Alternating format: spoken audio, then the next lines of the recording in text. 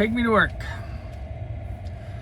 All right, Monday. Monday comes with a vengeance. So, some updates on things. Last week, or last month, we fell short of our goals. We had a decent month, but it wasn't what we wanted for the goal to hit the major goal of the year. We have to keep a certain level, and we fell a little bit short. So hopefully August we can pick it up, but generally August is like a hot month, and you know, you just don't know what people are thinking about, what they if they want to do their projects or not. You know, we know September, October we'll get a bump, because that's every year is the same, because people wait till the last minute to do their stuff, and then they want it all done before the winter. But you know, like I said, August is going to be a crapshoot. We just got to push it hard and see what we can do. So that's the update on that. I've been working with Claude to do stuff on our website, but it's like so technical and nuanced that it's like doesn't even make sense if what I'm doing is really helping anything, because it's like the frustration I'm having with it is it'll go through, I'll have it audit everything, and then it'll come up with some kind of it'll come up with, oh, we should do this, there's this conflict, this and that, and then I fix it, and then we come back and it does it again. You know, it's like constantly repeating itself. So that's frustrating. I don't know if there's something I could put in the prompt or what, or maybe there's too much in the prompt, and I need to take some stuff out to try to straighten out how it does stuff. I mean, as far as like showing up, I mean, we get leads from ChatGPT, we're getting leads from all different types of AI and websites. One thing that frustrates me is Google Business Profile. You know, our company's name doesn't have the product in the name, and that's like the number one thing that Google's looking for. So when you Google certain products that we sell, like James Hardy, there's 3 or 4 companies that are obviously fake, using the name James Hardy or Hardy Board or whatever in the name to show up in the Google business listings. And so I report them, and nothing ever gets done. There's still another one that I know is fake. I literally went and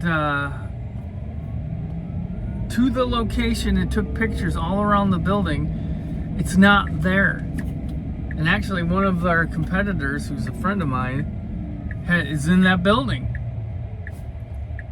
You know, but no business of this fake name business, and sent that in with pictures and everything, and still up, still ranking. So it's just stupid and frustrating. And then like about a month ago, our listing got suspended because it needed to be verified. So I had to get on a call, or no, I had to do a video of the location, uploaded that, they didn't take it. I did it again, didn't take it. Then I had to get on a call with a representative, and I was on the call for like 25 minutes, walking around, showing. I'm like, what is going on? We're a 21-year-old company that's been in the same location for, you know, the same address for 21 years, in a different unit maybe, but we've been in the same unit for 8 years at least, or 10 years. And it's just like, what is going on here? And it's just fake pop-up after fake pop-up that don't even care. And then they have 50 fake reviews, and they have fake pictures, and every one of their sites has like a formula. You could tell they just pop them out with an exact match, you know, domain. And it's just like, oh, it's really frustrating, because I know that's a ton of business that's not going to us, because some fake company is stealing it there's probably a lead company, and they're probably selling those leads to somebody.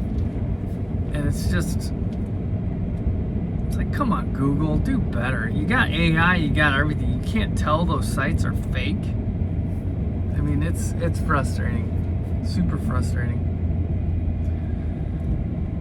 But I mean, that's the business side. It's ups and downs. You feel good about something one day, and you feel bad about it another day. And I've been spending so much time on legal stuff lately. It feels like, I try to do both, like in tandem. I'll have two computers set up, and I'm working on one thing here and another thing here. But it just feels like I don't have 100% of my focus on the things I need to focus on, because I'm basically, part of the legal team. I mean Claude. And so we're putting together strategies, and I'm trying to work around the stupid laws that Illinois has. It's just ridiculous. But anyways, there's 10 ways for us to win and 1 way for us to lose. So we'll see. But so peptide wise, I did my shot of tesmorelin before bed last night. Slept so great. I wake up so refreshed. I mean, it's literally amazing. Like, wake up with like energy and like ready to go work out, and I don't know how to explain it. I'm hoping it's doing the other benefits too, like helping me maintain muscle mass, burning visceral fat. That's the one thing is sleep, which is great. The other thing is the visceral fat.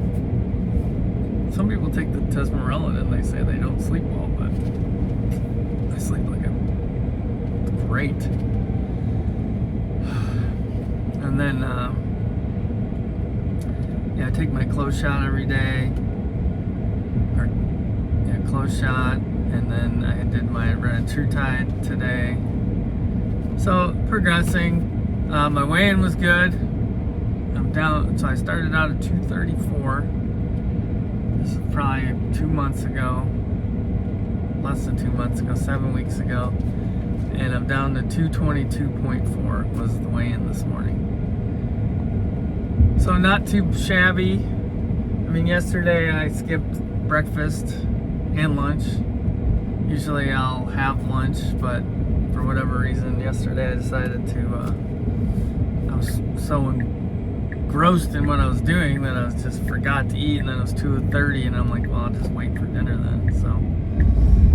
So yesterday was a super low calorie day. I probably only had 1,000 or 1,200 calories for the whole day, so obviously that helps, drop down.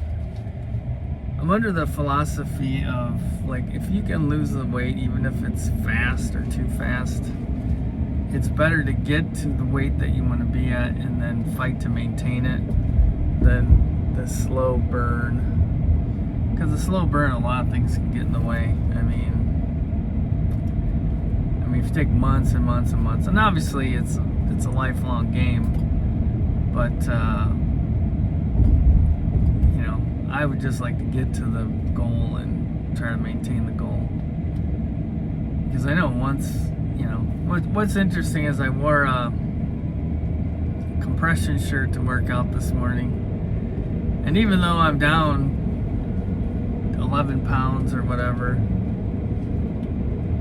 looking at my belly in this compression shirt, there wasn't any hiding the belly fat. So I think that's pretty interesting, because I always thought, if I can get down to 220, something like that, I'll probably have abs. But, ChatGPT tells me it's 205 to 210, and looking at myself in that compression shirt, I'm like, yep, it probably is. So I've got 15, 20 more pounds to lose. Well, probably 15 pounds. I don't know if I'll get down to 200 pounds. I can't remember last time I weighed 200 pounds. I think when I was younger, I was like at 215 in my 20s. And then it ballooned up. I think the most I ever weighed was like 260, which, interestingly enough, I looked completely fat at 260. I mean, like, super fat, out of shape and everything. And, I kind of got down to the 230s.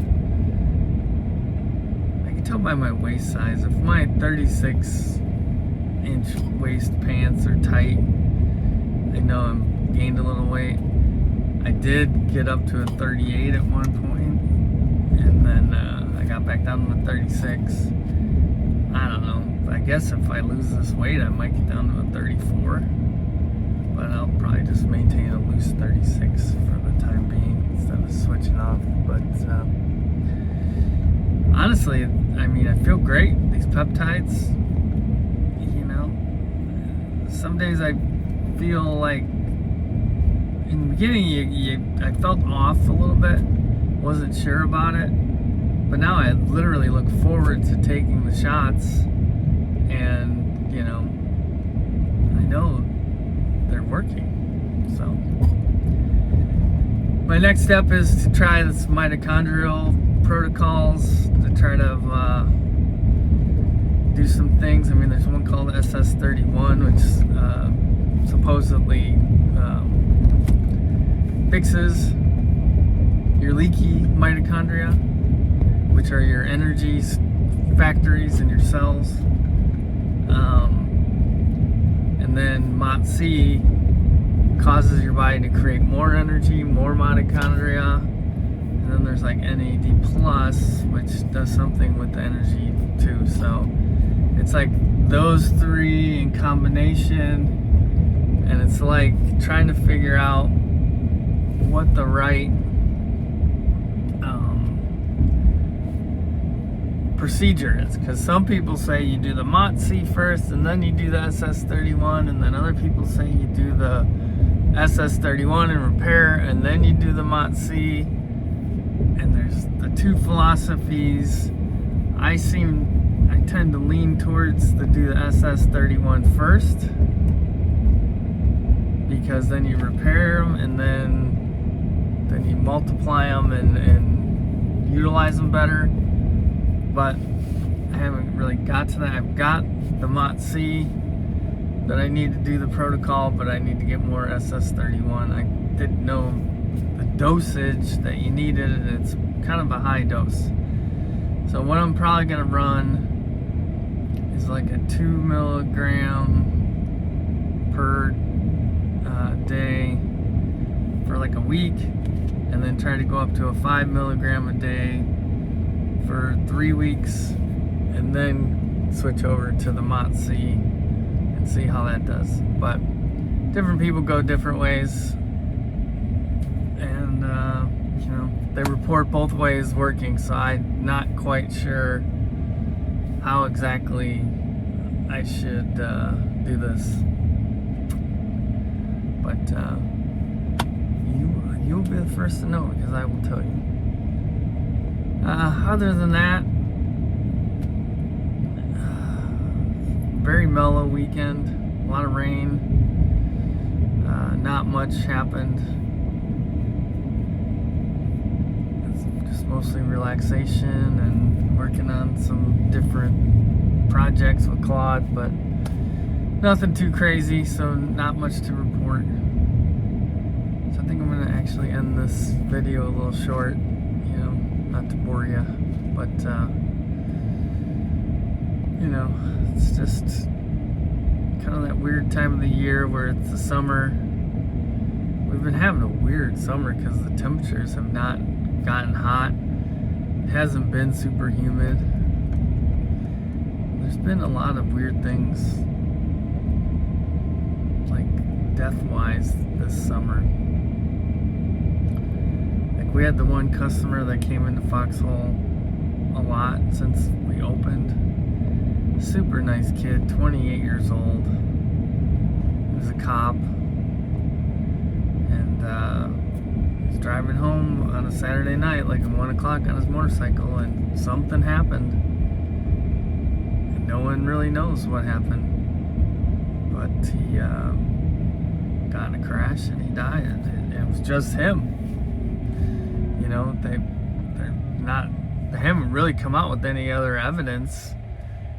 They said they were doing a toxicology report, but that hasn't come out public, and I don't know if it will. Maybe the police are suppressing it. I don't know. But just that started the summer with like sadness, and then there was another kid that drowned in a lake by our house.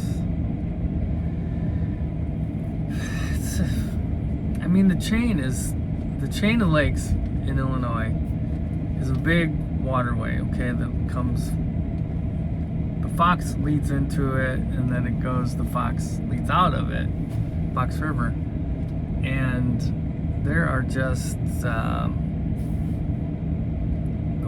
water in the lakes in a lot of the areas is very shallow, and then the bottom is mud. And I think what happens, and this is like the second or third person I've heard, they jump off the boat and they don't come back up. And I think what happens is they jump out of the boat and they get stuck in the mud at the bottom and they drown.